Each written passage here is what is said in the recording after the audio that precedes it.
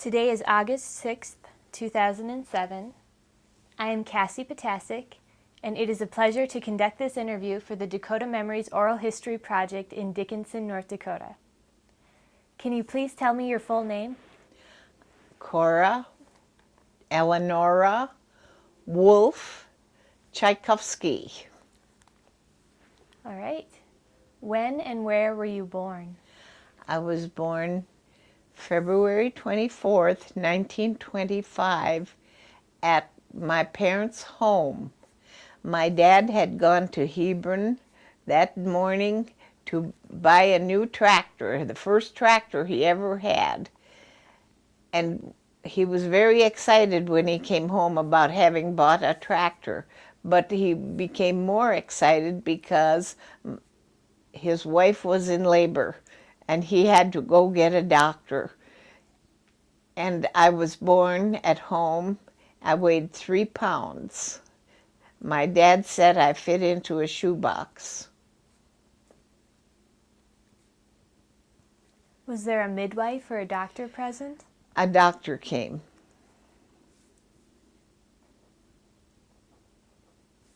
All right. Can you please share your earliest memory with us? Would you repeat that? Can you share your earliest memory with us? Like what? I don't know, the first thing you remember when you were young. I have no idea what I remember. Just my parents and grandparents. And Right. Well, can you tell me about your grandparents? yes, my grandparents, those were my dad's parents. They had immigrated to the United States in 1911, and my dad was 16 years old. He came with them. And they lived in a little house on my parents' farm.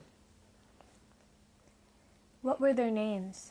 Christian Wolff and Elizabeth Rau Eipersbach Wolff.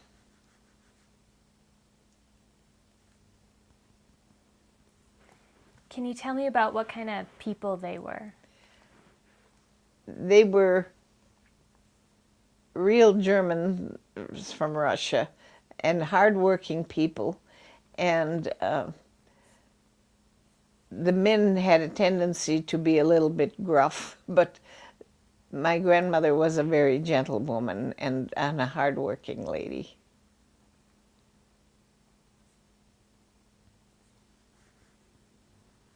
Were they very religious? They always went to church, and I spent much time with them, stayed overnight with them, and my grandmother would take me into bed with her, and her bed had real long pillows on it, and it was fun to lie beside her, and she would teach me to say some prayers, and I still remember them. Can you tell us those prayers? The ones she taught me. Ich bin klein, mein Herz ist rein, soll niemand drin wohnen als Jesus allein. I am little, my heart is clean, no one shall live in it but Jesus alone. Do you remember any other ones? I don't remember. I know there was one that she said about ein kleines Schäflein, but a small sheep, but I don't remember it. All right. And then there was one other one. Miete bin ich, geh zur Ruhe, schließe meine Augen zu. I'm tired and go to rest and close my eyes, lock my eyes shut. That's what it means.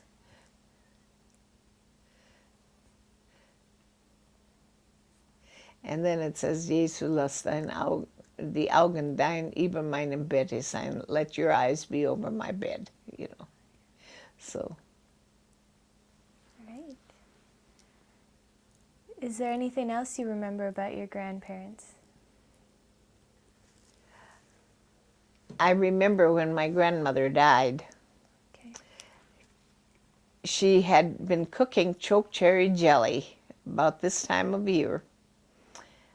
And because that was way back in the late 29, or, no, in 1932, I think, when she died. And maybe it was 31. She had cooked jelly, chokecherry jelly, and she was done, and then she went to get some water. And the well was a little ways away from the yard and down a hill.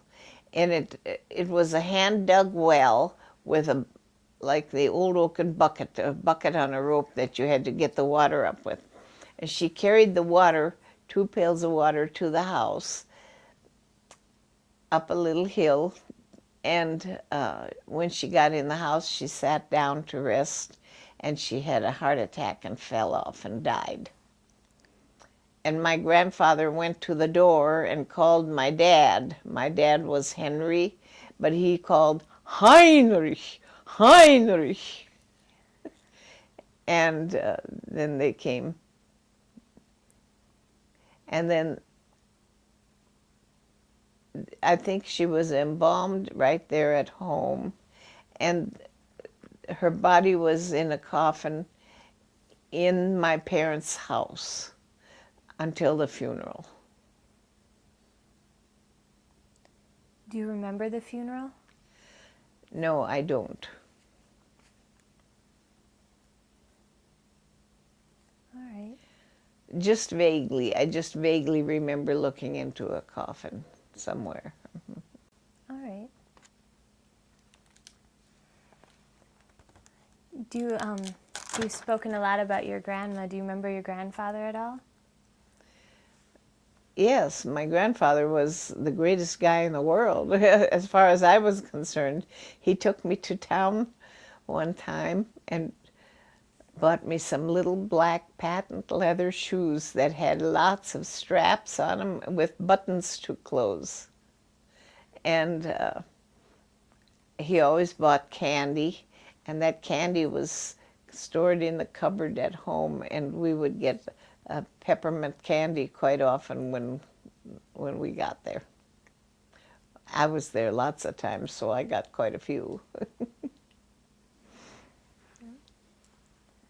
How many children did your grandparents have? I really don't know, because both of them had been married. This was their second marriage. And they had large families before they were widowed or left without their spouse. And then 2 of their children, my grandfather's daughter married my grandmother's son from the first marriage. They were not related, but so it was kind of a, so I have all kinds of relatives.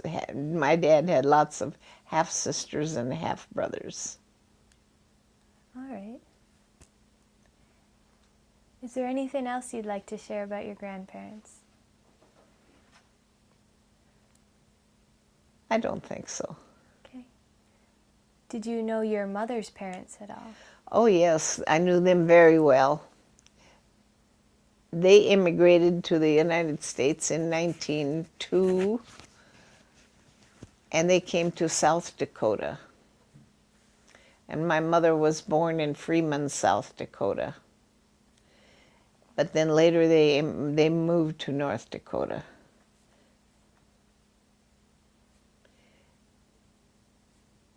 And they were farmers. They had a big family. My mother was the oldest child.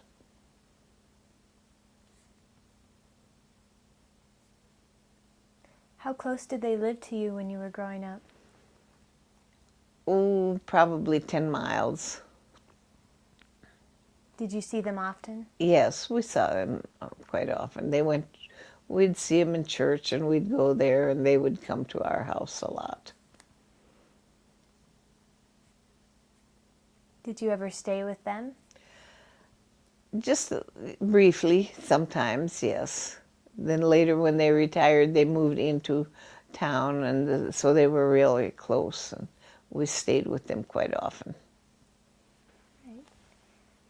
Can you tell me what kind of person your grandmother on your mom's side was? She was a lovely little lady and had a beautiful singing voice. She used to sing at funerals, and she liked to make cookies, honey cookies, and kuchen. What was her name? Christina Kosanke. But my mother's name, my grandfather was Flemmer, Carl Flemmer. Mm-hmm. Can you tell me about your grandfather? Oh, he was a real storyteller, and he liked to tell people all kinds of things. He was a farmer, and he also was a braucher. Do you remember, have you heard about that? Can you tell me about it? Well, I don't know too much about it, but some people would come there when they had some ailments, and he would take them and perform some little, I think, witchcraft. Do you remember any of the things he did for that? No, I don't. Okay. How many children did they have? I think they had 9.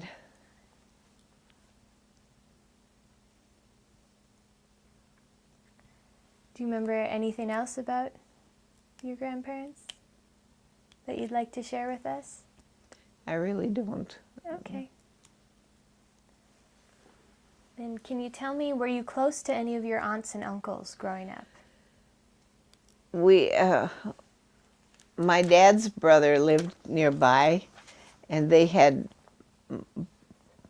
boys and one daughter, and we were a family of 5 girls and 2 boys, and we enjoyed our cousins so much. They were a little younger, and they were funny little boys. And later, when they grew up, they were real good dancers, and it was such fun to dance with them.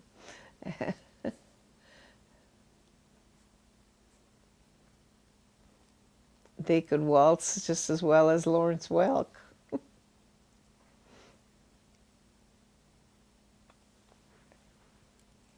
How often did you get together with aunts and uncles and cousins? It was, there were several uncles and aunts living within driving distance, and my dad used to run a thrashing rig, and he thrashed for everybody around there, so we were together a lot. And on Sundays after church, sometimes we were invited. You know, everybody had a lot of babies, and there would be baptisms, and they would have big dinners and invite the relatives, and we would get to see them. Okay. Did you have a favorite aunt or uncle? I'm not sure that I had a favorite. I liked my dad's brother, Uncle Ed Wolff, and his half-brother, Jacob Ipersbach. The Ipersbachs were my baptismal sponsors, so they've treated me really nicely all the time. Did you have a favorite cousin?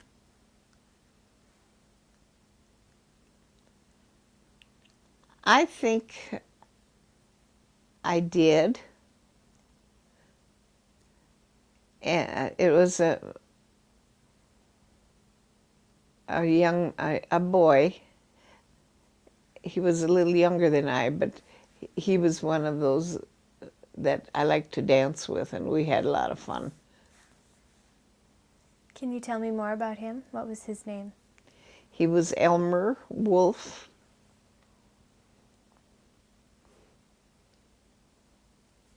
He never married, and he died a few years ago.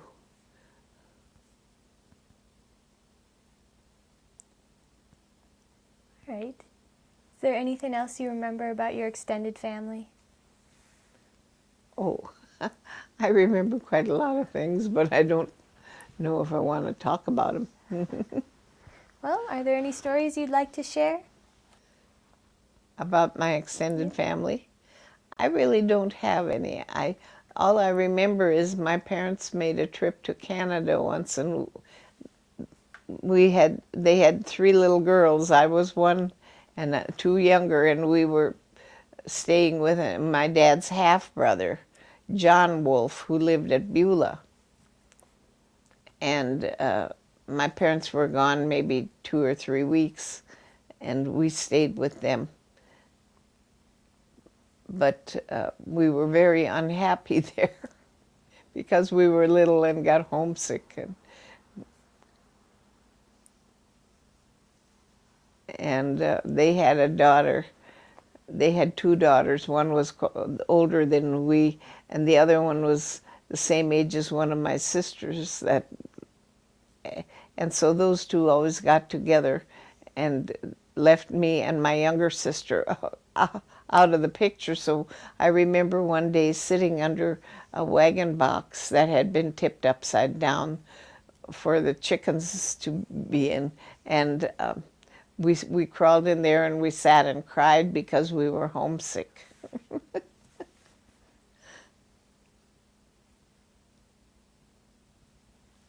Any other stories you have to share?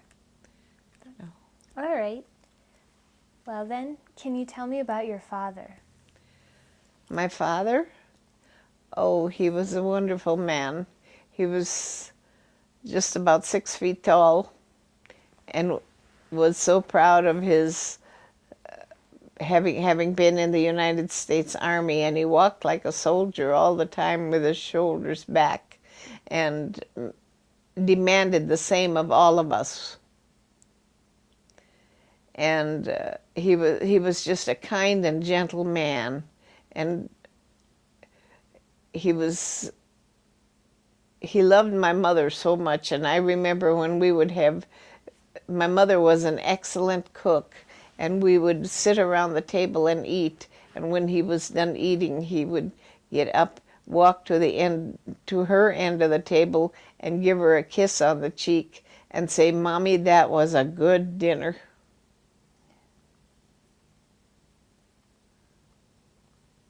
What was his name? Heinrich Wolff, with 2 F's.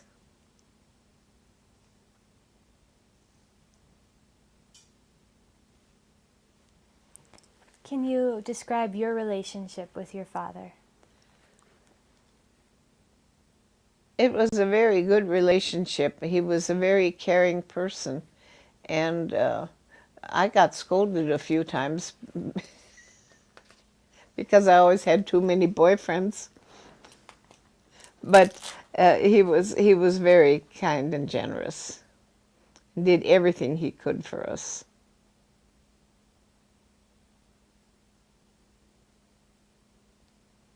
Do you know when and where he was born?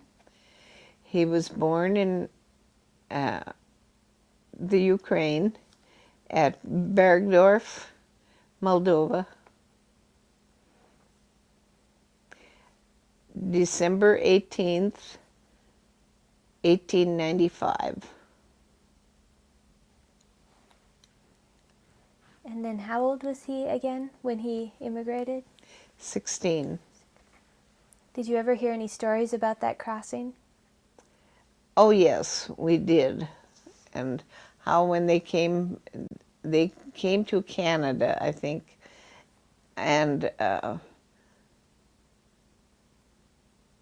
they couldn't speak English, but somebody taught them to say, "We want bread." And we always laughed at him because he said they would say, "We want bread." And he talked about the journey on the ship, that their mother was very careful and told them what they could eat. They thought they were getting horse meat on the ship, and their mother guarded against that. So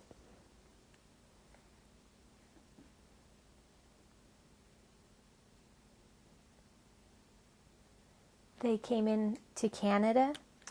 Yes, and then they came to North Dakota because some of his older sisters had immigrated before they took up a homestead, and my parents then, and my dad and his parents then came and stayed with some of those children.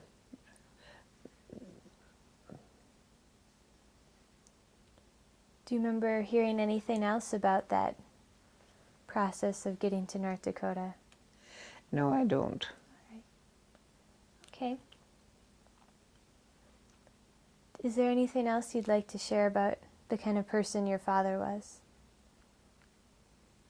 Oh, he liked to hunt and fish, and he didn't do much fishing until late in life, and he just enjoyed that so much. He was a great hunter, and during the years when he was in his early farming days, they would haul their grain to Hebron, which was a distance of about 30 miles or more. And they would haul it with wagons and teams.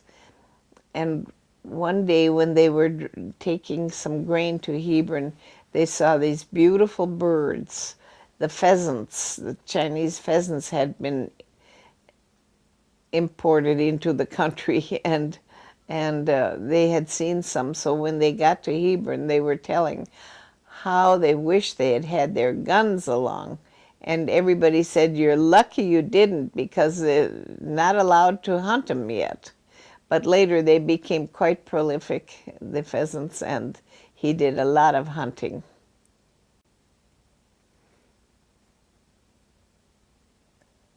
Pheasants and ducks, wild ducks, and he also went deer hunting in the later years.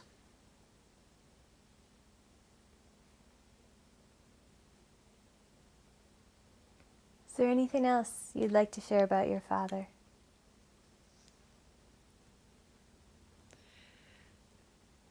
He was a good Christian man, and he saw to it that we all got a good Christian education, and he worked real hard to get all of us to school all the time.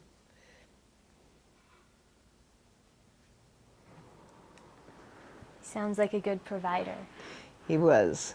We never lacked for anything. Everybody was very poor during the 30s, but we never lacked for anything. We didn't have an abundance of anything, but we always had food and clothes. My mother was a good seamstress, and she sewed all our clothes, from panties on to pajamas to dress clothes.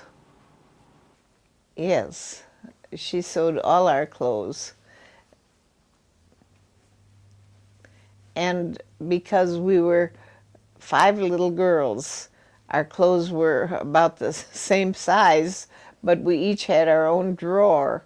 And so she would sew an initial into all our panties and socks and little slips, petticoats, and they were folded and put in the drawer, and we didn't take each other's things because they were all marked. She sewed a W into some, a V into some. I had a U, a letter U, sewed into my, just wherever it didn't show too much, you know. Why a U? Just an identification mark. All right. What was your mother's name? Amalia, Amalia, Flemmer, Wolff. Can you tell us some more about her? What kind of person was she? She was a very organized woman, and an excellent cook, and a good seamstress. And she was a proud person. worked very hard all the time, and she a very caring mother. But she was strict. We weren't allowed to romp around too much.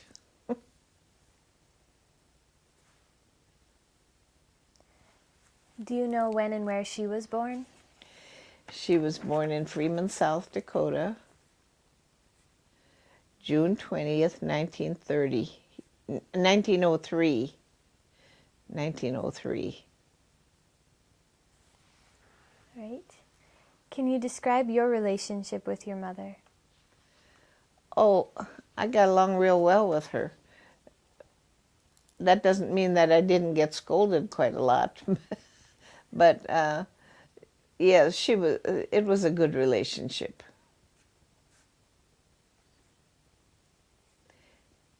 She liked to sing. And when we were little kids, we would all sit around the table in the evening. We didn't have a piano, but she sang with us. And we had to learn German songs. We didn't know what they meant, but we sang them anyway. Do you remember any of those songs? Sometimes when I hear them, I can sing along a little bit, yes. Did you speak German at home growing up? When we were little, my parents spoke German to us, and when we started school, we had to learn to speak English, but we learned quickly. And as we learned, my parents learned English much better. So by the time we were out of high school, they had a good English education themselves because they helped us with our work. And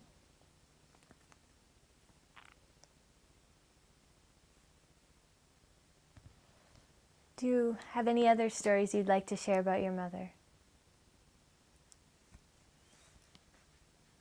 I don't think so. She learned to drive a car, but she never did any horseback riding. Do you know why? I guess she was too busy. It wasn't a woman's thing to do.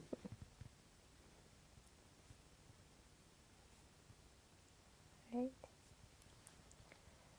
Can you tell me about when and where your parents died? My mother had a stroke when she was 52 years old that paralyzed her on the left side.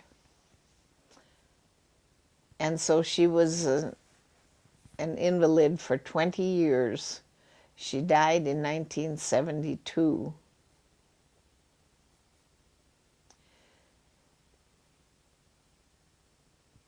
At the hospital. She was at the nursing home in Beulah for a time, and that's where she died.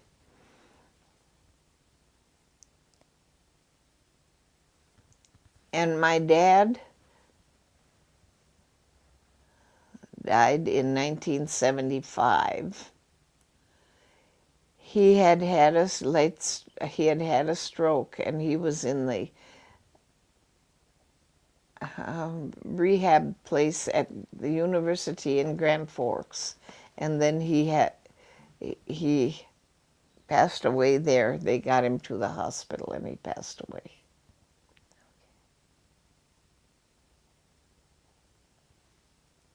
All right.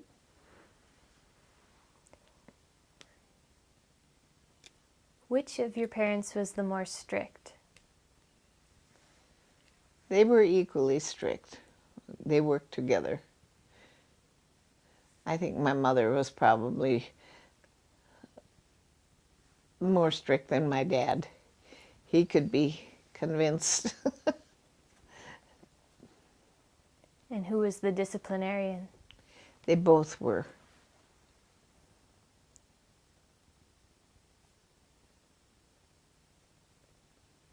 Who would you say influenced your life more, your mother or your father?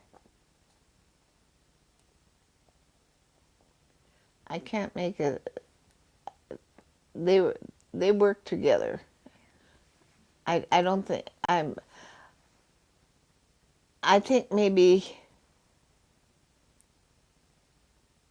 my father, he just was such a likable guy and easy to live with. My mother was a little more strict and more demanding. Do you know how they met? No, I don't know how they met. Okay.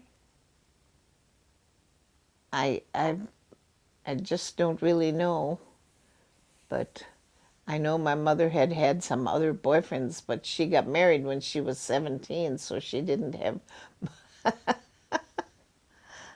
have too many others.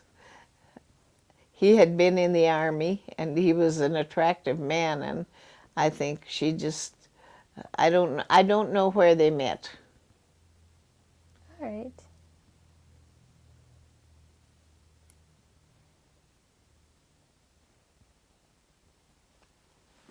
You said they had 7 children? Yes. Can you tell me about your siblings? My oldest sister is now 85 years old. She just recently became a widow. Her husband passed away. She was the only one of us siblings that still had a husband. The rest of us were all widows. My one sister passed away in 1999 after surgery, and my oldest brother was killed in a car accident.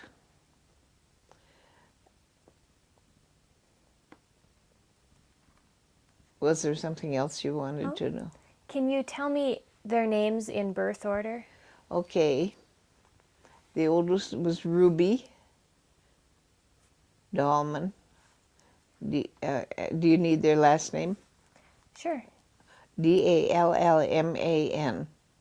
All right. And then Paul Wolff. He was the one that was killed in a car accident. He was older than I. And then was I. And Ramona, Leona Ramona, just Al Ramona. Seiler, Sailer.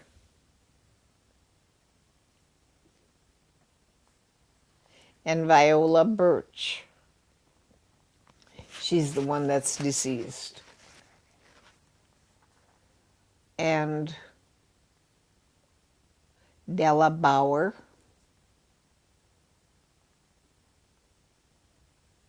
And Armin Wolff, Armon, Wollff.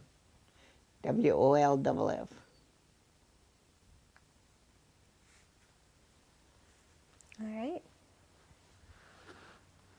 Do you remember any interesting stories about any of their births? About their births? Yep. Just my youngest brother. Okay. He was born in 1936, kind of an afterthought.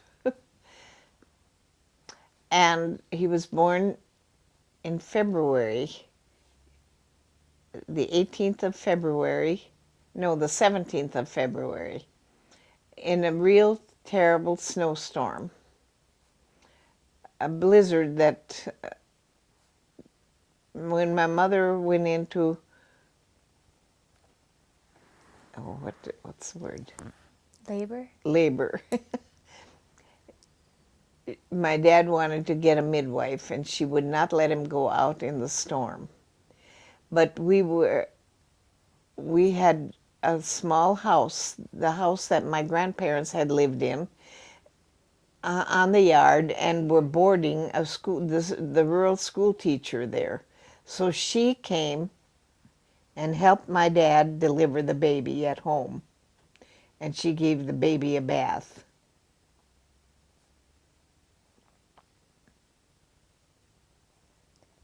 How old were you when he was 11. born? 11. And they thought they were keeping everything quiet in their bedroom, but we knew what was going on, and we heard that baby's first cry. What was it like in your house when a new baby came into the family? Oh, we were so ecstatic, and he was such a precious little boy. He still is. but I'd hate to let him know it now. All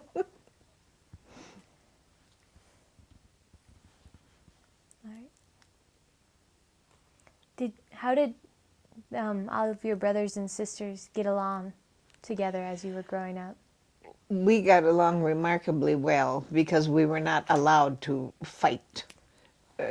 We would get into scraps, but we really were a family that got kids that got along well, and we still do.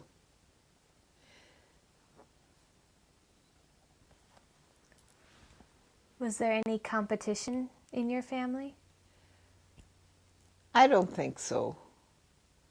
We all did what came naturally, I think. All right.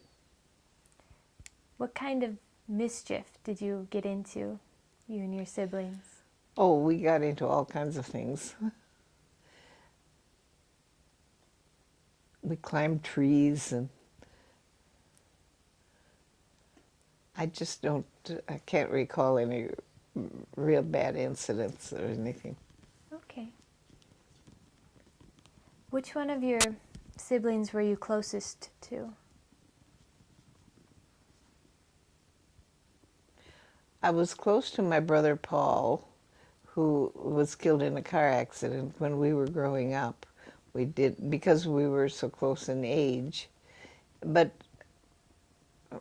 we were all close to each other. All right. Did your siblings have any nicknames when you were growing up? My youngest sister, Della Bauer, we called her Sister. She was Sister until she graduated from high school. Is there any reason for that? I don't know, just because she was the baby of the girls and just called her Sister. Were there any other nicknames? No. All right. In high school, I was called Corky, but my mother didn't like that, so we weren't allowed to they weren't allowed to say that at home. Okay. Is there anything else you'd like to share about your brothers and sisters?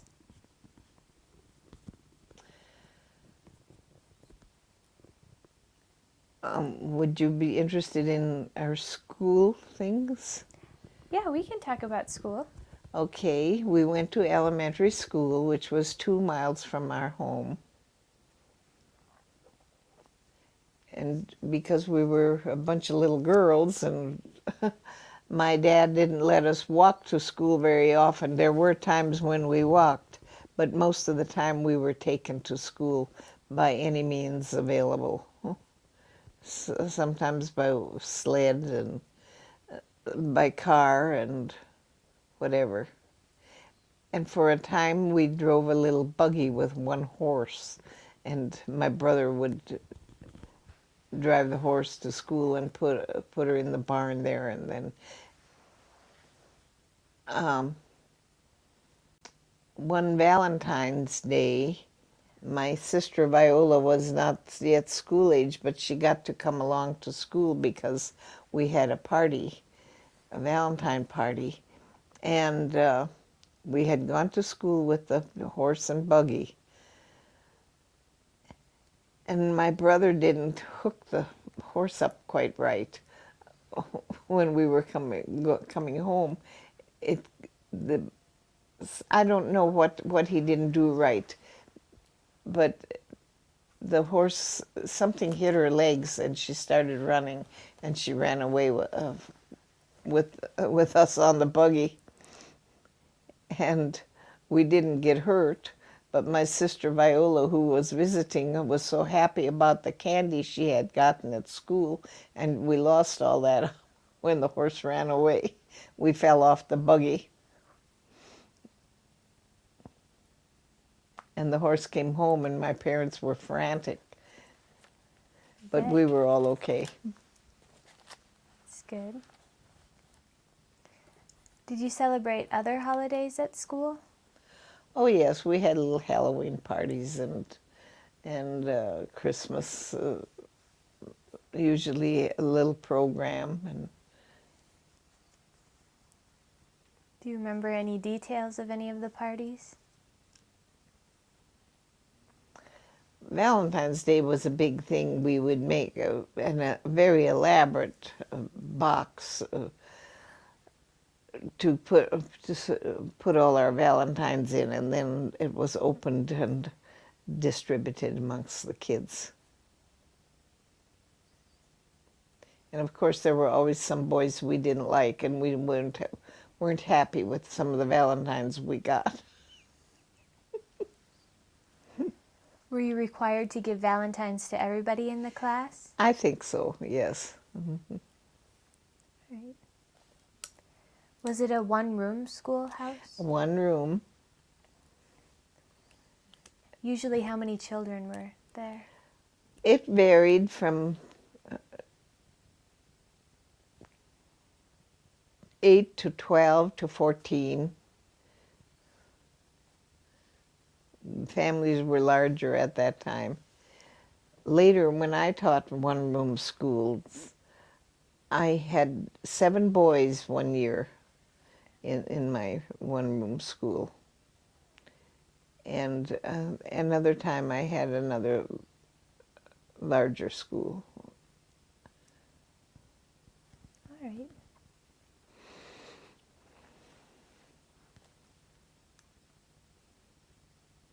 Did your teachers, was there any tension at school between people of different ethnicities? There weren't we just had one family of Norwegian people, and they were well accepted. There was no tension there. Right. Well, maybe down through the years, 1 or 2 others, but there was never any problem. All right. What kinds of classes did you take in elementary school? Reading, writing, and arithmetic, and spelling, and and geography, and history, health, agriculture. Which was your favorite? I liked history and English too.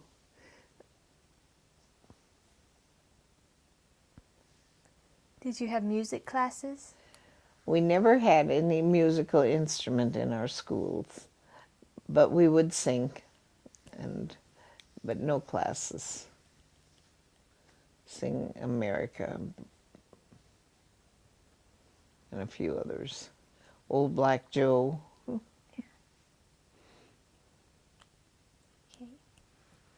What's your favorite memory about going to school?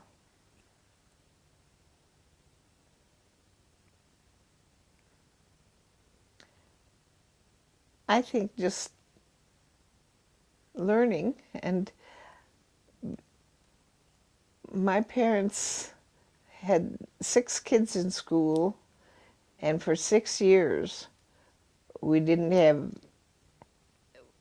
were not tardy or absent. One of my sisters got to be a sophomore in high school before she ever missed a day of school. And that was because of a blizzard. And she cried most of the day at home because she couldn't get to school that day.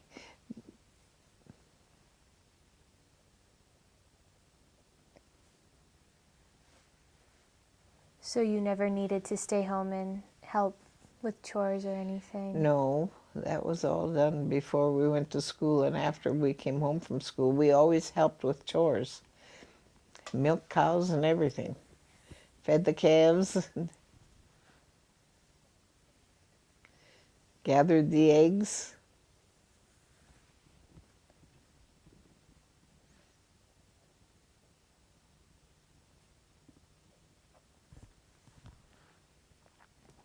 When you were in school, did you have a lot of homework? We had homework, but not a lot. I think we had time to do it in school because there were so many classes. It made a difference. Did anyone help you with your homework when you were growing up? Well, my parents both did. as much as they could. My dad never had gone to school in the United States, but you know, like he was a real good mathematician, and he could help us with we called it arithmetic. All right. Did you read many books at school? As many as there were. There weren't very many in those schools. There were the regular ones. Louisa May Alcott's Little Women, and Boy's Life on the Prairie, and a few others that they had in all the schools. Did you like to read? Yes, I still love to read.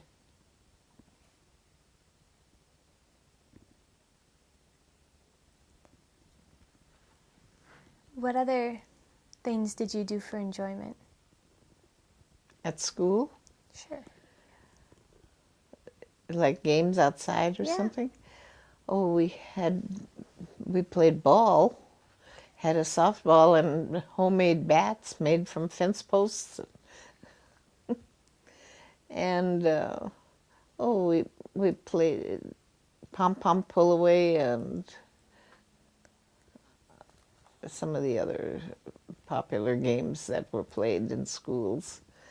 And ante over, there was a barn, and we'd throw the ball over the barn and holler ante.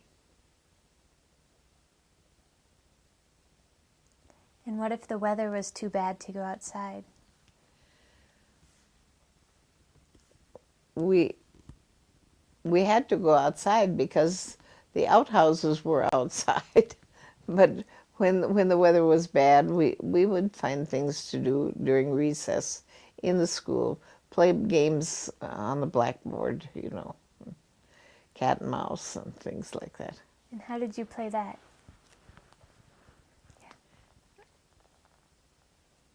Just drew the figures on the blackboard and put a piece of chalk in our hands and hide it, and had somebody guess which hand it was in.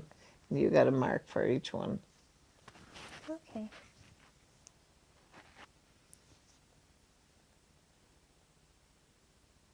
What did you usually bring for lunch to school? Bread and butter, sometimes jelly on, and sometimes chicken, some pieces of chicken and boiled eggs and cookies, sandwiches with whatever was available. All right. Is there anything else you remember about school that you'd like to share?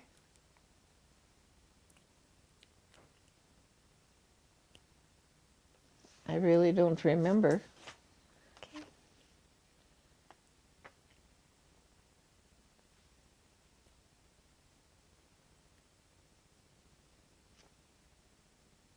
No, I don't remember any. I can't think of anything I'd like to say. Okay. Well then, let's go back to talking about the chores you did. Can you The tell me chores some we more? did at home. Yep. Oh, my mother was so very strict, and if we were home at 4 o'clock, that's when chores started, at 4 o'clock. We'd have to gather the eggs, and when there were chicks or ducks or geese or something, we had to take care of everything. Ride and get the milk cows in the pasture. I was a very good horseback rider all my life. Rode horseback and always rode too fast. But we brought in the cows and milked them and turned the separator, and the calves got the skim milk, so we fed the calves and the hogs and whatever was to be done. Did you have inside chores? Oh yes, we had to help with the scrubbing of the floors and washing dishes. We always worked together with that. How about laundry? My mother had a Maytag washing machine with a gas motor, and we would carry the water into the house, heat it in a boiler on the cook stove on the coal range, and that was put into the washing machine, and with sometimes homemade soap, and the laundry was washed. My mother could take that gas motor apart and put it back together and get it to working again. There was a pedal that you stepped on to start the motor, and sometimes I think she almost wore her leg out till she got that thing going.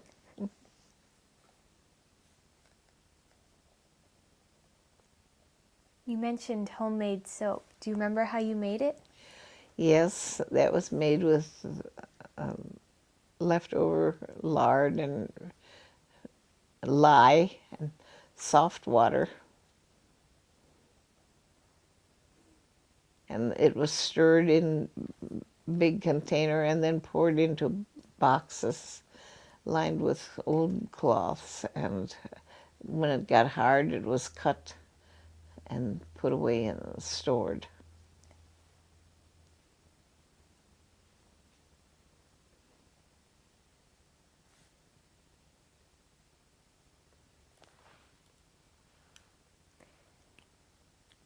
Did your mother ever work outside, or was she usually just in the house doing things?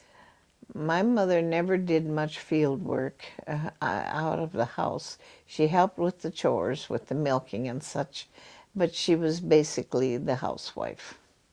All right. And a good gardener. Can you tell me about her garden? Yes, the garden was an effort of both my dad and mother. And Dad would plow the fields, the garden, and Mother was out there making straight rows and little paths between the different vegetables, and we kids had to help, and we had to help weed it too during the summer, and also with the harvesting. We had large fields of potatoes. When they planted potatoes, my dad would be plowing, and we would lay the potatoes in the furrows, and then he'd come along and cover them up with the plow again. Okay.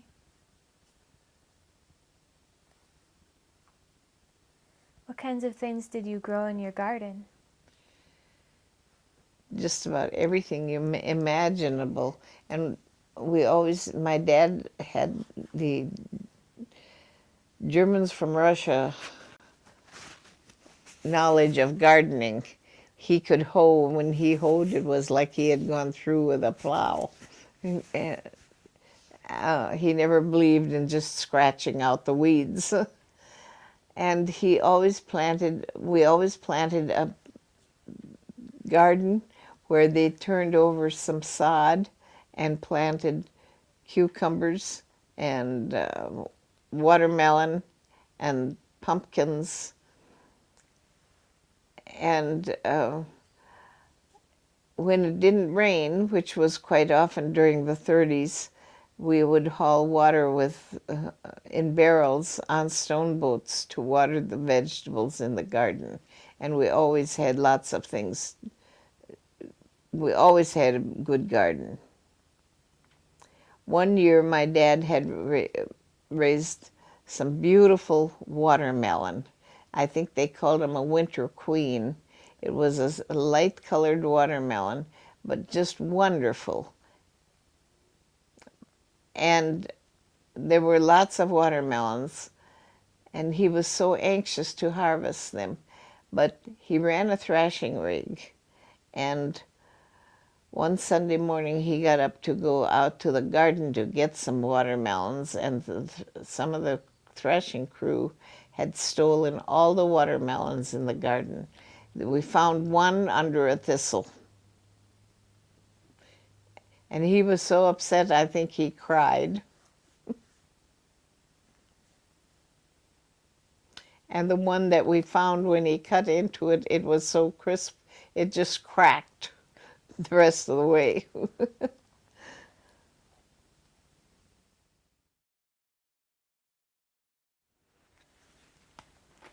Right. We were talking about your garden and your dad's watermelons. Okay. We harvested a lot of cucumbers and made dill pickles, wonderful dill pickles, and also pickled some watermelon in crocks. Everybody did that. Large crocks of whole watermelons, and then in the wintertime they'd get them out and cut them up and enjoy them. Do you remember how you made these pickles? Just layered them into a crock with dill and onions and garlic and pickling spices, and poured water and vinegar over, measured out, and then left to ferment. Put a plate on top with a rock on to weight it down, a well scrubbed rock, and to hold it down. And then in the wintertime we'd go and get them out one by one, watermelons. And also sauerkraut was made, and Do you remember how you made that? that was a job that the family did. We had raised large heads of cabbage, would bring them in, clean them up, and we had a cabbage cutter and a Red Wing crock, big 25-gallon crock. And the cabbage was shredded with the cabbage cutter, and onions were added,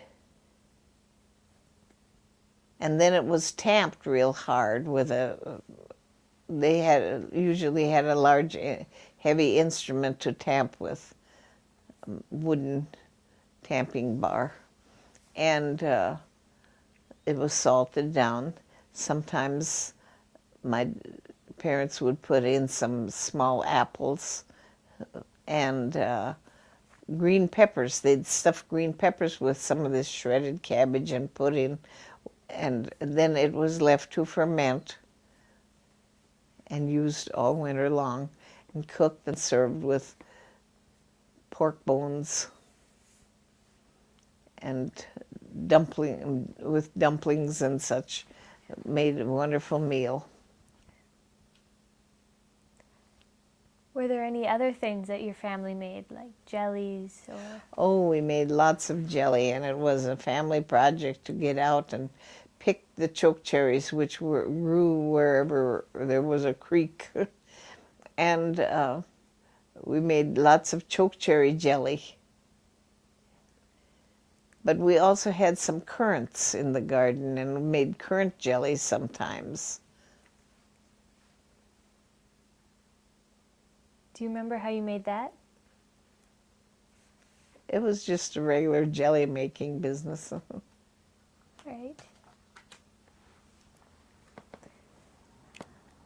Did your family brew their own alcohol at all? They used to make beer, Okay. but they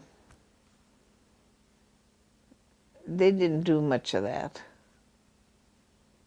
All right. Is there anything else that your family made for themselves like that?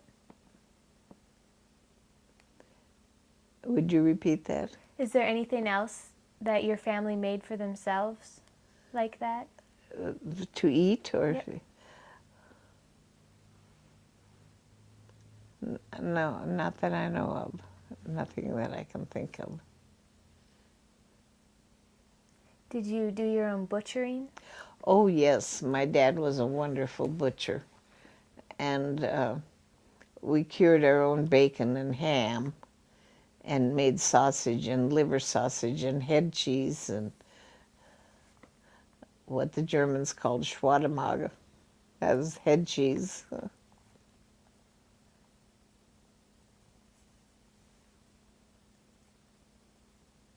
When you butchered, did neighbors come over to help? Yes, it was a neighborhood thing, and they went to each other's homes every fall and did the butchering. What do you remember about those times? Oh, it was a fun time. We would come home from school and usually there was an uncle there that would try to touch us with a piece of, the sausage or something, just to give us a bad time, and we enjoyed that. And but it was the eating afterwards that was so good. The sausages and things, they had to be smoked. We had a smokehouse, and the hams and the bacons were cured and smoked.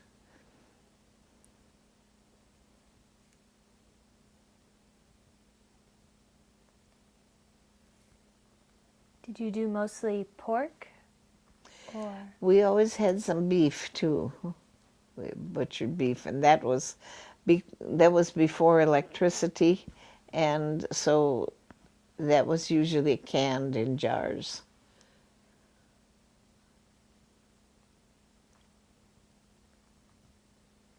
how about chickens? Chicken? Did you butcher those? Oh yes, we butchered lots of chickens. That when we did not have electricity, we didn't butcher a whole lot at a time. We would butcher what we needed when we needed it, and lots of chickens were canned. We had lots of canned chicken and duck and goose and turkey and things. Right. We raised turkeys. Those were a little unique, a little different to raise turkeys because the hens would like to steal their nests, and they would walk long distances to go and lay their egg, and they didn't want anybody to know where they were, so we always watched the turkey hens and then gathered their eggs in before they got too cold at night, and then set them under hens to hatch. Under chicken hens? Sometimes chicken hens, and sometimes the turkey hens would get broody, and then we would let them, if they were in a safe place, so that skunks and other predators couldn't get them. All right. Do you remember anything else about those kinds of things?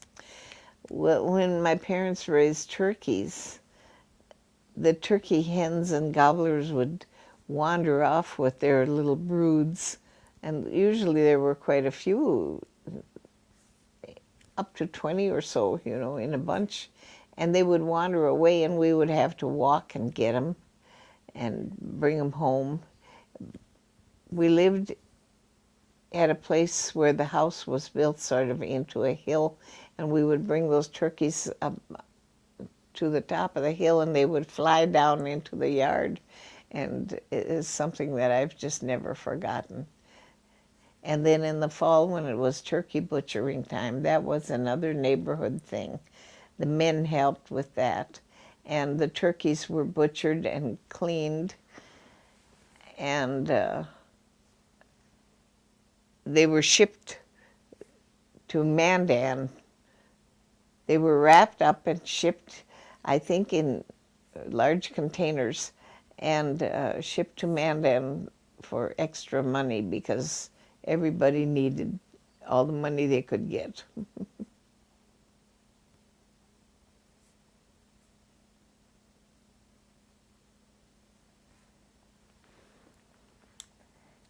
You were telling us earlier about going to the grocery store. Can you share that story? We lived 5 miles from town, and we didn't get to town. We kids didn't get to town very often. The parents would go. And my mother would go to the grocery store and get her groceries.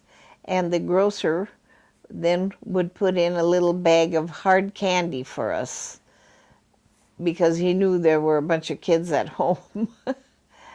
And when my mother got home, she would dole that candy out to each of us. Each of us got a certain number of candy. And I remember one day when one of my sisters and I took our candy and went outside to play, and we sat in the grass and talked to each other, and a little green worm crawled up on my leg, and I was so afraid of worms.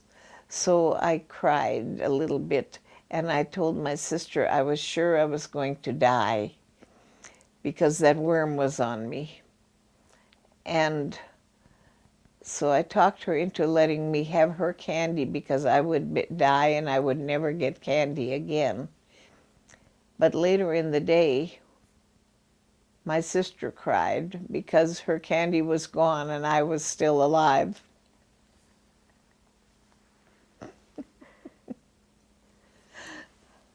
That was funny. Which sister was that? Viola, the one that passed away, and she had gone to the Ukraine with me once.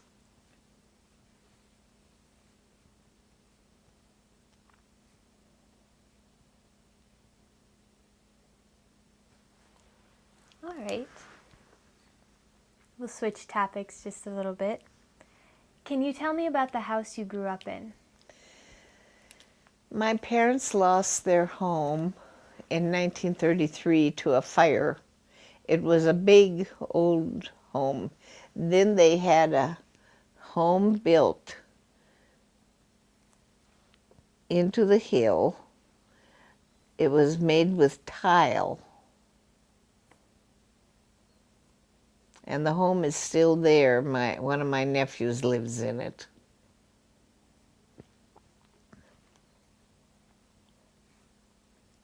How many rooms were there? Because it was built in 1933, there was not much money available for building. And it wasn't made into a big sprawling home. It was made to keep us comfortable. And there were 3 bedrooms, a living room,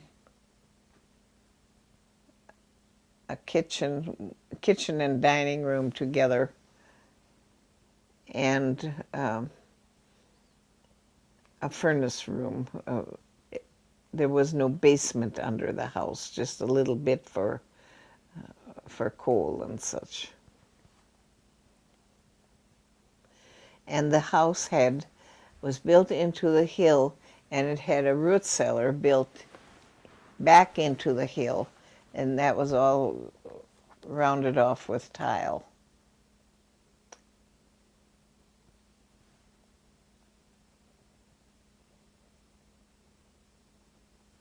How did you keep warm in the winters in this house? We had heaters. The house had 2 stories, and there was a heater in the bedroom area upstairs. In the kitchen, it was the coal range that kept us warm. Later, my parents built onto the house and installed a furnace, and that was much better. Okay. How often did your parents have people over to your house to entertain them? There was a road that went through the yard where the neighbors would drive to town, and they would stop any time they felt like it. But there wasn't too much entertaining done except for family and such relatives that came. My parents didn't do a lot of card playing there just weren't that many people around who come and play cards. They would come and visit, just sit and talk.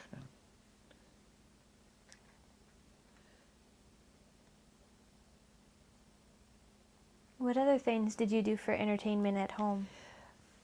We had a radio. My parents had one of the first radios in the community, and then the neighbors would come and sit until late at night and listen to the radio. And that was a good time. What programs did you listen to? Jack Benny was one, and I can't remember some of the others. They were older. What was Jack Benny about? Don't you know Jack Benny? I don't. He was just a comedian, and it was fun to listen to. Great. And my brother was interested in boxing, so whenever there were boxing matches they announced them on the radios, we would make special time to listen to that.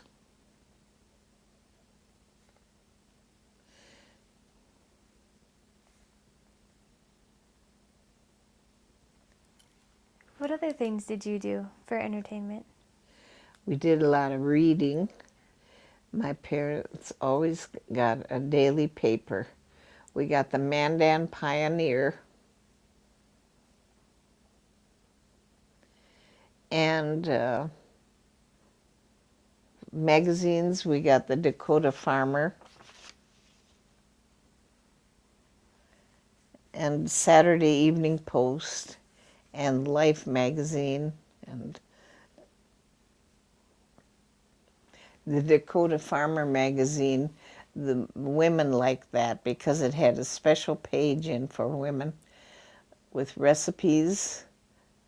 It was called Help One Another page, and there were recipes of all kinds and requests for help with certain recipes, and also a page of patterns for dress patterns and all kinds of patterns. That everybody did a lot of sewing, and they would order patterns from the Dakota Farmer, and also transfer patterns to iron on dish towels, to embroider dish towels. We ordered mostly from Dakota Farmer. And did you do a lot of embroidery? We did some, yes. We had embroidered dish towels and other dresser scarves and such.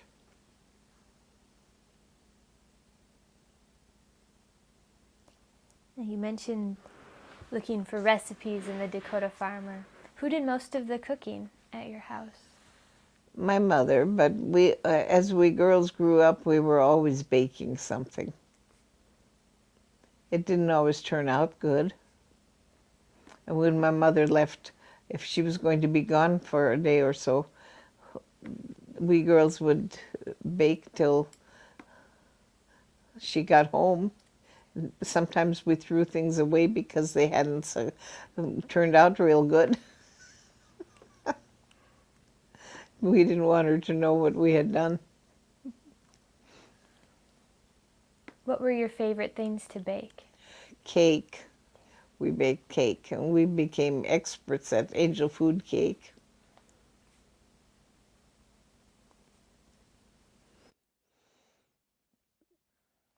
And chocolate, devil's food cake.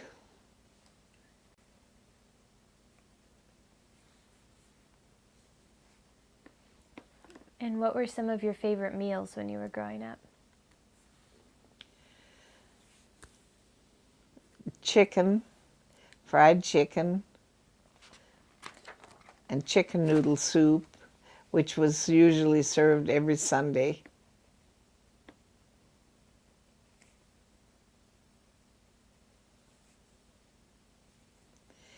And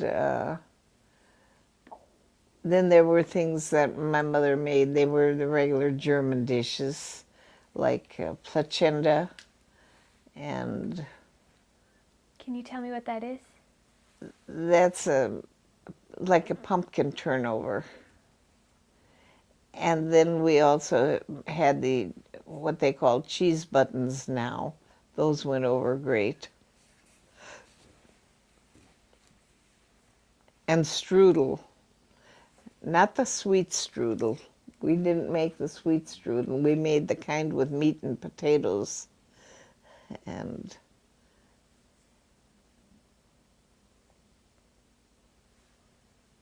Were there any other traditional German foods that your mother made? she was a great baker, and she baked a lot of kuchen and all kinds of fancy rolls and braids and things.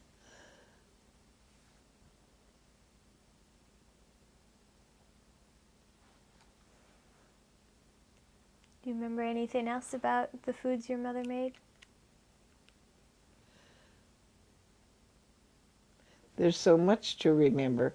I remember her baking bread, and the bread was baked using a bread sponge that was, they used an everlasting yeast that was kept, and we would come home from school and Mother was baking. She had baked bread and used bread sponge to make raised donuts, and she made a bread sponge spice cake that was just out of this world. And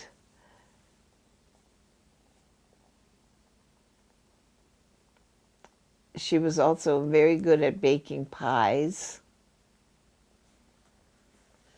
We had pies made from apples, and she made a real good raisin pie all the time. And pumpkin pie, raised our own pumpkin and cooked it and made pumpkin pie. Which was your favorite? I still like the apple pie best of all of them. All right.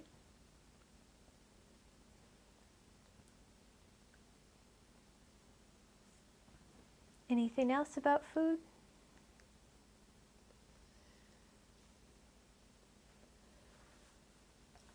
We enjoyed beef, and a beef roast was, my mother was an expert at cooking beef roast.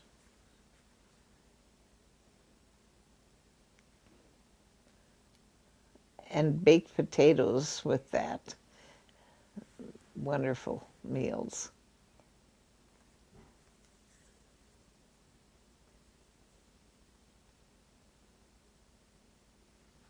All right. You mentioned earlier that your mom made or a lot of your clothes. Were there any that were bought from the store? Once in a while, the coats and jackets were bought from the store.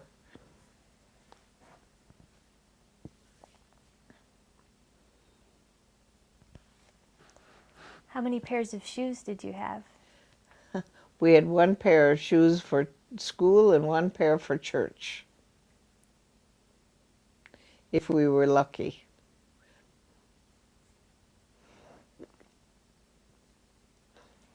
Did you have to wear hand-me-downs? In a family where we were all about the same size, there were hand-me-downs, but we never got clothes from other people.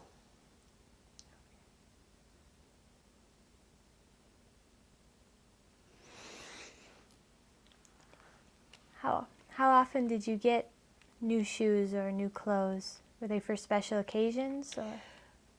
We usually got new shoes at the beginning of the school year because we were walking pretty close to the ground by that time. We wore our shoes out. We didn't go barefoot very much. Right. Remember anything else about clothes, about making them? Anything? No. Do you remember getting electricity? Electricity came after I was married in about 1950. That was exciting. How did that change your life? It was a real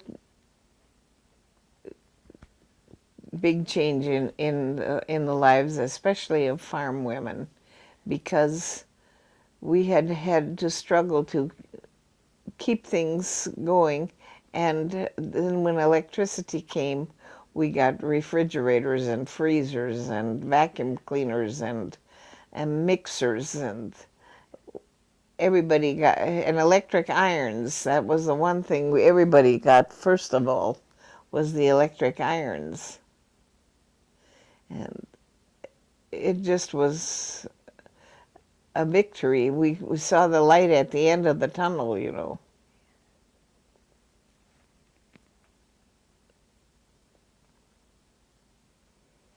How about do you remember getting a car? Car? Yeah. Yes. My dad was a veteran in World War I.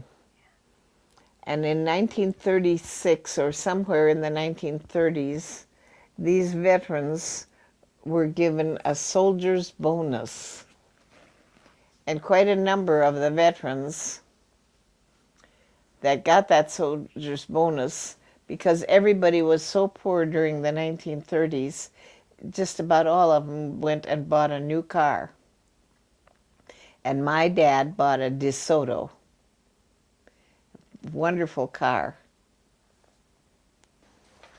When you were growing up, what things did you do to entertain yourselves?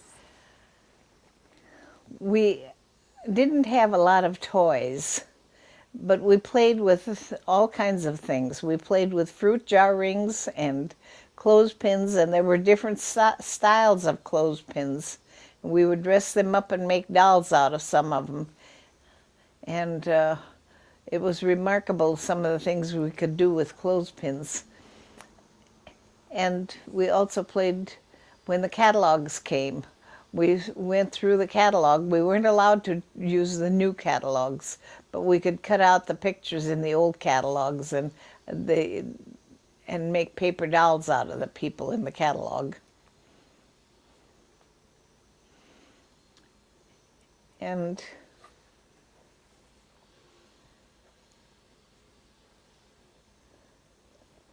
the newspaper we got was the Mandan Pioneer. I told you that. And we got the Life magazine and Dakota Farmer magazine. And Dakota Farmer also had patterns for clothes and things, and my mother made our clothes. Did you ever cut out paper dolls from those magazines? Oh yes, we didn't play a lot of paper dolls, but we used everything available. Do you remember anything else about the things you did to entertain yourselves? We played games. Button, who's got the button, and all kinds of little games that you could play at home. And we had marbles. We played marbles down on our knees outside. And it was more a boys' game, but we didn't have any boys, so we we girls played marbles too. Other than that, we just played with our kittens and pets, dogs. Once in a while had puppies, you know, and so we always had something to entertain ourselves. Do you remember any of your pets in particular? Yes, we had a bulldog named Spot, and he was quite a dog, a real watchdog, and he took care of the kids. My little brother would walk with the dog, with his hand on the dog, and this bulldog was real. Where we lived, we had a lot of bull snakes in the hill, in the rocks, and the dog killed the bull snakes. He grabbed them behind the head and just shook them around his ears until they were dead. And my little brother would come in, and the dog's name was Spotty, And he would say, "Body killed an ache."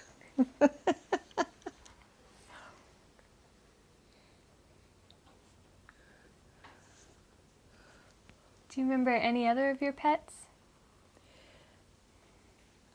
Just our favorite horse, Shorty, was a Welsh pony, half Welsh, I think. He wasn't a big horse, but he was bigger than a Shetland pony, and he was a good horse. And we all liked to ride him. But he could be temperamental once in a while and wouldn't do what we wanted him to. And when I was a senior in high school, I was getting ready for graduation, and I had to ride out one evening to get the milk cows. And this Shorty would not go where I wanted him to go. And he would run to the gate and turn around and go back to the barn. And finally I got disgusted, and I made him go, and he ran right into a tree, and I hit my head against the tree trunk. And so when I graduated from high school, I had a big knob on my head. And my sister Viola got on him then when he knocked me off the horse. She got on, and he ran up on top of the hill and ran around until he was good and tired, and then she could go and get the cows. Sounds stubborn. Yeah, a stubborn little horse. We're going to switch topics just a little bit. You mentioned your graduation. Can you tell us about your high school experience? I went to 4 years of high school in Golden Valley. We lived 5 miles from town, and we drove to town every day because all of us were going to school there. And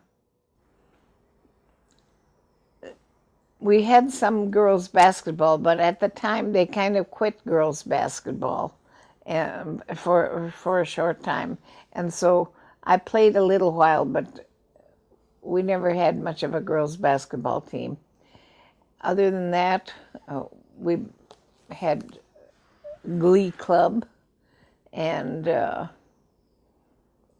we didn't have any good gymnasium or anything, so for physical education we'd have to go walking, take walks, the whole classes, and we'd walk along a railroad track and such. Wasn't very exciting, but it was all we had to do. Now they have gymnasiums and everything, and they have things to do. How big were your classes? How many students? Anywhere from 8 to 12, 14. My brother, when he graduated, was the largest class ever. I think there were 27. Okay. Was the transition from grade school to high school difficult for you? No, it wasn't. What classes did you take in high school? Just all the general classes: English, history, social studies, mathematics, everything that needed to be. All right. What's your favorite memory about high school? Just all the good friends that we had. My sister-in-law was my best friend. She became my sister-in-law, and we're still real good friends. And what's her name? Marion Wolff. She married my brother. And then there was another girl, was Wanda and Marion and Cora. And so Marion and Wanda and Cora, we were always together, and they called us Montgomery Ward and Company.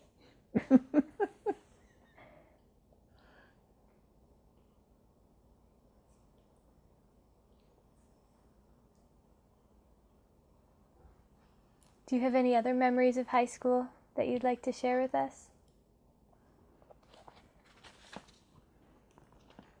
Nothing outstanding. Did you have pep rallies and dances, things like that in high school? Very few. Initiation party, about the only time, but there wasn't too much going on. All right. Well then, can you tell me a little bit about church when you were growing up? Yes, we had Sunday school. When we were very little, the Sunday school was taught in German, but we didn't stay with that very long. We went to Sunday school, and I was a charter member of the Luther League that was organized when we were in high school. Can you tell me about Luther League? It was just a group of mostly teenagers, and got together for Bible study and different things. And we would go to Luther League rallies in different towns once a year. Can you tell me about one of those rallies? I can't. All right. So you were raised Lutheran? Yes. Was church important to your family? Very important. I was baptized and confirmed and married in the Lutheran church at Golden Valley. And my husband was buried from there.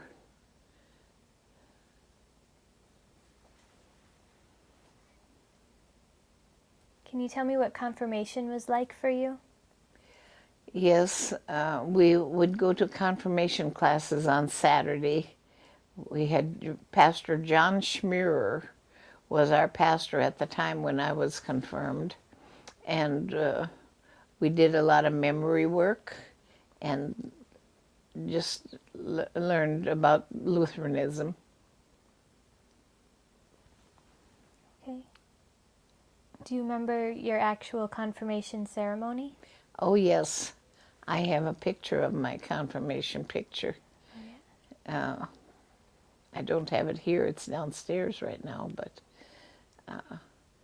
it was a nice class, and I think my pastor said we were his favorite class. And after he left, after I was married, whenever he came back to Golden Valley, he always stopped to see me. That's neat. Always. Did you have a celebration at home for your confirmation? Well, we invited my baptismal sponsors and my grandparents, and we had a big dinner at home. And I got a Bible from my baptismal sponsors, one that I still have. A Bible with a zipper around it.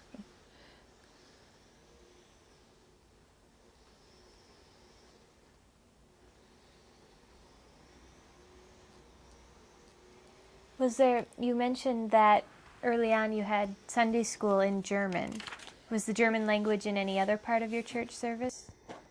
They used to have German services, but in about the late 30s, they switched, and we never had German service. Oh, just once in a great while, somebody would come through.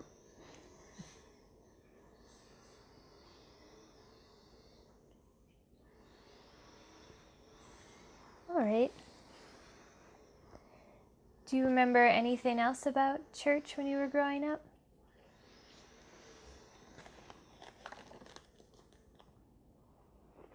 Not that I can think of.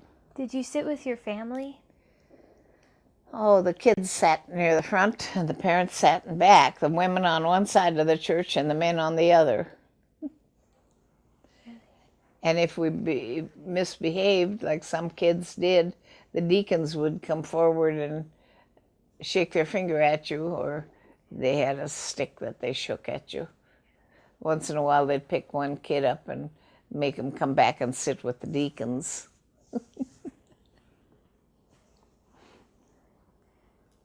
Did you ever have to go sit with the deacons? No. All right.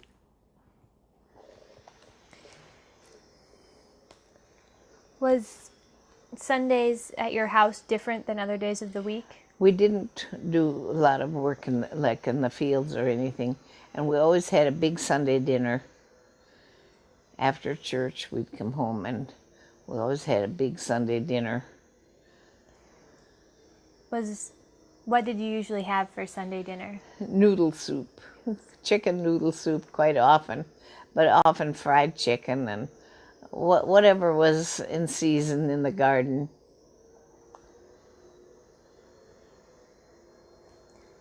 Is there anything else you remember about church or Sundays that you'd like to share?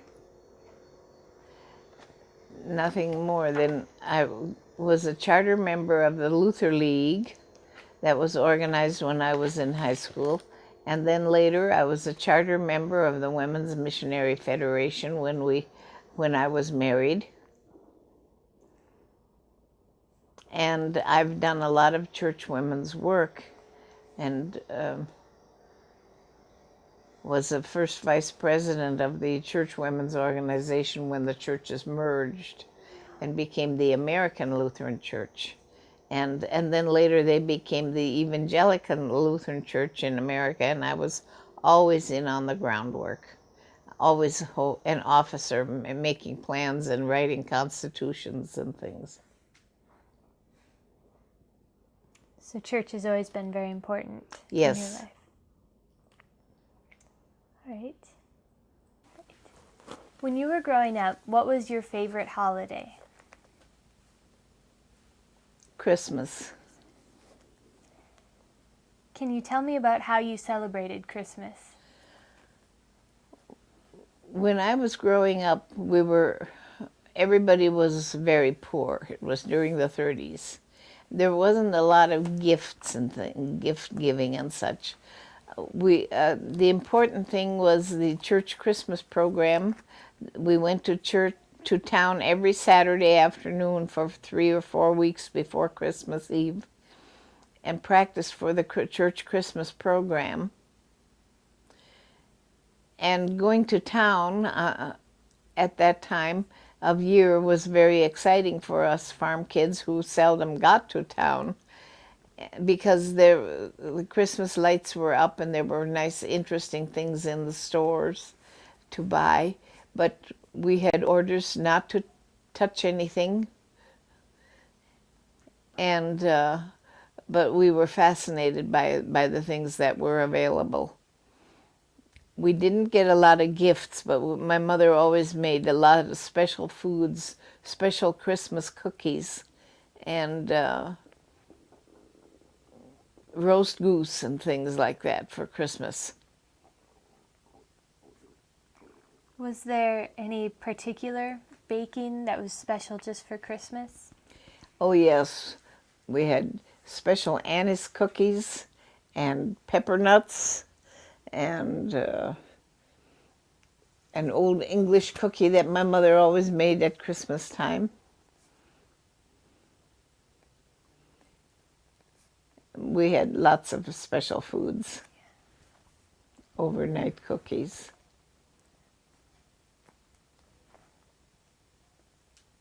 Did your family have any Christmas traditions? Not really. Okay. Do you remember anything else about celebrating Christmas? No, I don't. All right. How about celebrating Easter? We always had the Easter eggs, and sometimes would plant wheat in little containers before Easter so that it would grow up to make a nice nest for the Easter eggs.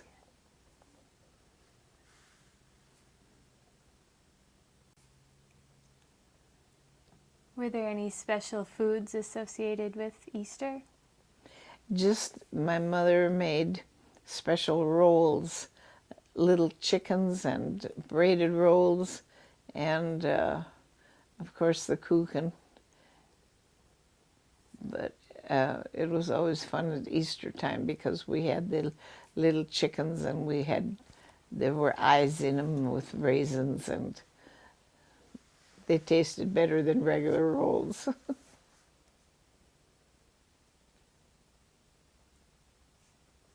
How did you dye your Easter eggs? With bought and dye in cups with water and the tablets. Okay. Is there anything else you remember about celebrating Easter?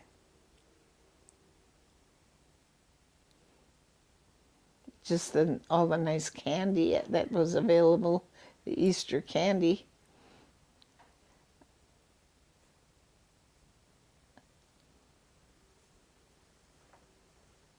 And that's about all.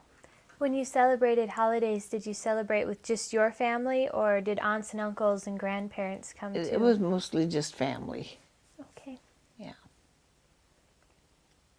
Are there any other holidays you remember celebrating? Not really. Thanksgiving or... Oh, Thanksgiving was always a big day when we had guests and lots of good food. Was it usually relatives that Relatives, came over? usually relatives.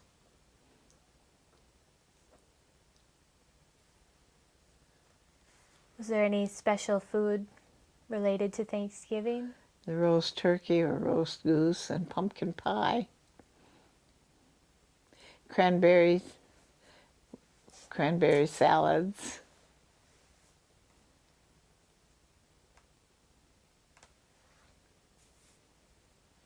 Is there anything else you remember about Thanksgiving?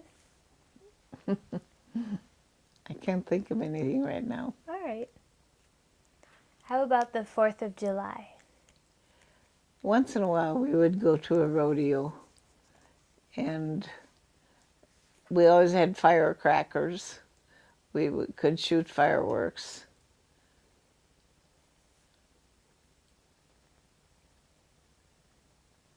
But we didn't go to a lot of places because of the 4th of July. Okay. Where did you get the fireworks from? They were available in the stores and shops.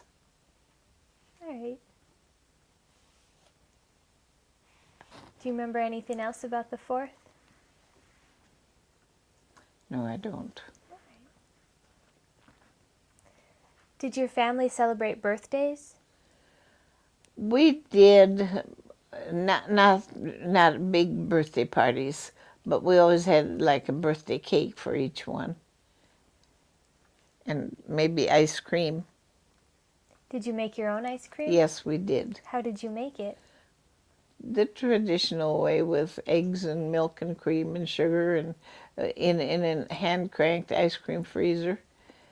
And for a time, my dad and the neighbors had built an ice house and gotten chunks of ice and packed it in straw.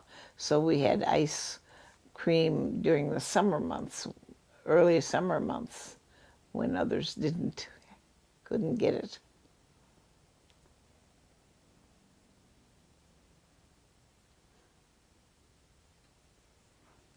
Is there anything else you remember about celebrations at your home? Not that I care to talk about. Okay.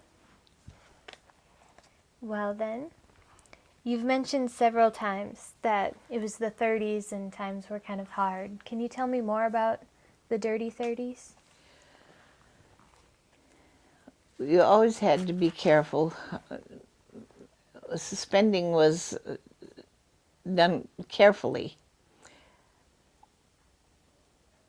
Everything was so dry. There were some years when there was nothing that grew but Russian thistles, and they had to be cut when they were green, otherwise they were too hard to be handled, and the livestock couldn't eat them when they got too ripe. And then there were the dust storms, and I remember my mother and other farm women were always complaining because there was always dust on the windowsills. They could clean as often as they wanted to, but the wind blew the sand and it sifted in.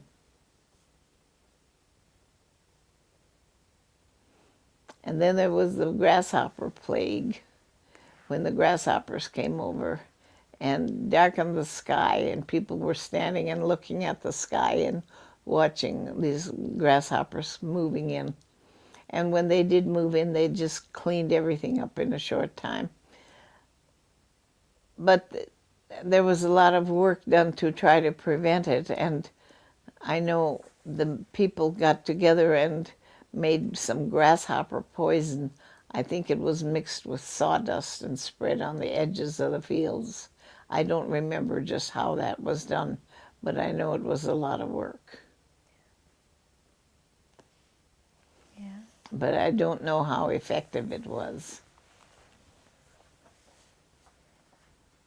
How did your parents keep food on the table? We never lacked for food because we milked cows. We made cottage cheese and had our own butter and used buttermilk for pancakes and cakes and things. And we raised a garden because if it didn't rain, they hauled water. We lived on land that had springs, and so we always had some water to get to. And because we had all these vegetables and then raised chickens and had eggs, there was never a shortage of food. Right. Do you remember the WPA? Yes, I do. I remember of it and some of the neighbors working on the WPA. My dad never did.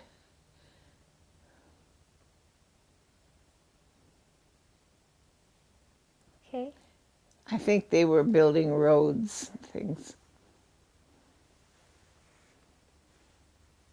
How about the CCCs? The CCCs were quite active when I was in high school, and a lot of young men were in the Cs. And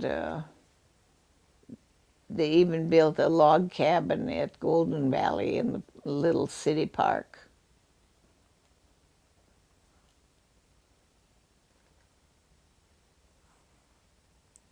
Do you remember anything else about those sorts of things, those work programs?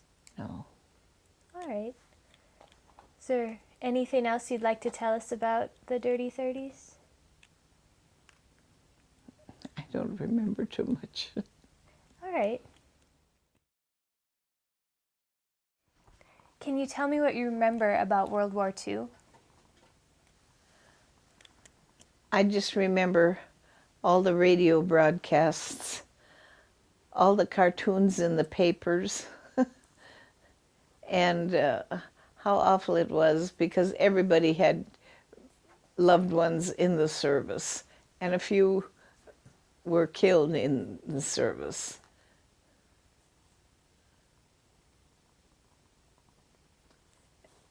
And that was a hard time for families.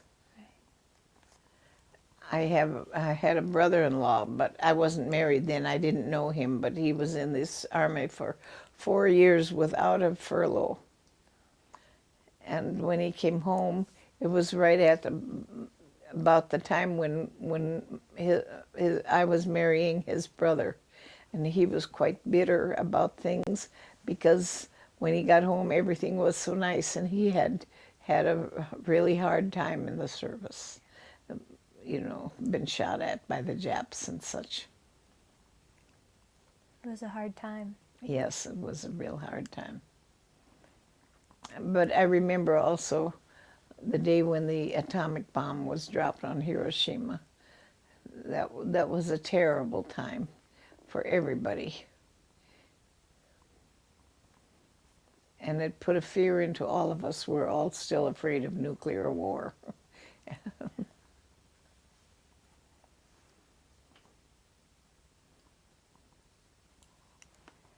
You were saying earlier about writing letters. Can you tell me about that? we had to be very careful what we wrote because all the letters were censored. And sometimes they would block out sentences that we wrote or letters that we got from friends. Little sections were cut out. But mail was very important. Sometimes when I got letters from some of the boys that were in the like New Guinea and such, and there were bugs smeared on the paper. There were so many bugs they had written by candlelight or something, and there were a few dead bugs on, crushed on the writing tablet.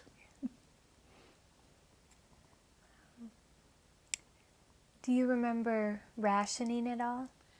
Rationing? Oh yes, that was.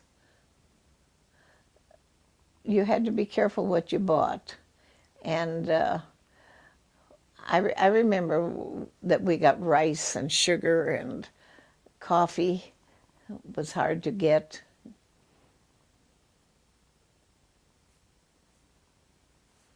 Was it difficult for your family? No, it wasn't, because we were pretty self-sufficient. Was there anybody close to you who was drafted? Oh yes, all my cousins and uncles and dear friends, yes, they were drafted into the Army. Army, Navy, whatever. My brother went into the Merchant Marines.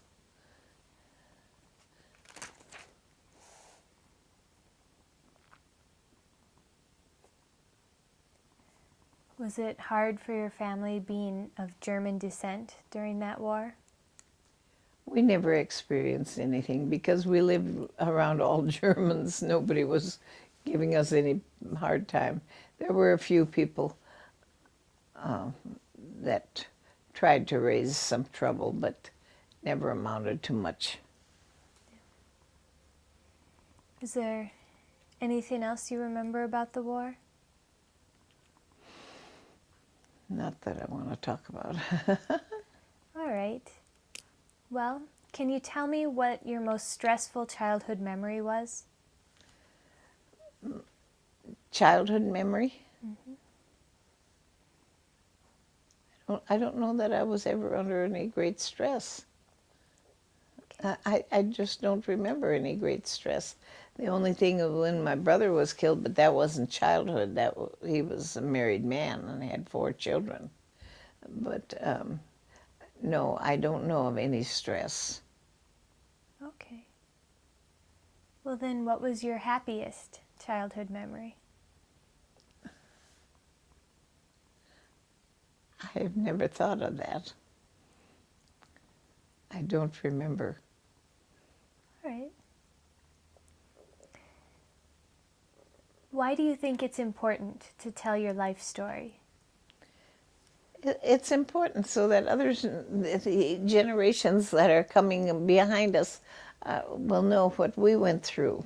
Because everybody thinks their day is the hardest, you know.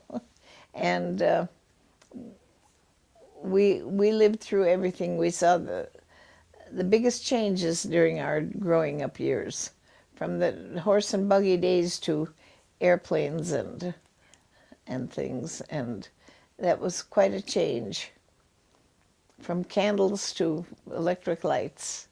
And there were very few telephones when I was young, and now everybody carries a cell phone.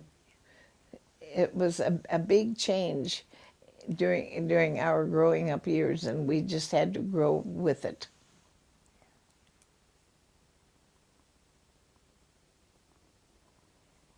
All right. Is there anything else about your life you'd like to share with us? I think going to school, my parents had 6 kids in school for 6 years without an absence. And we were the healthiest kids in the country. We never had a broken bone.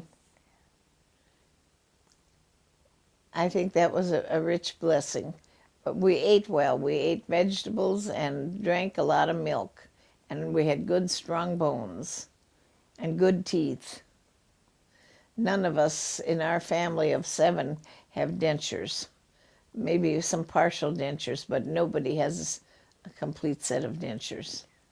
And we're now, my oldest sister is 85, so we're not spring chickens anymore. Yeah. All right. Well, thank you so much for doing this with us. I hope it's been satisfactory. Oh, yeah.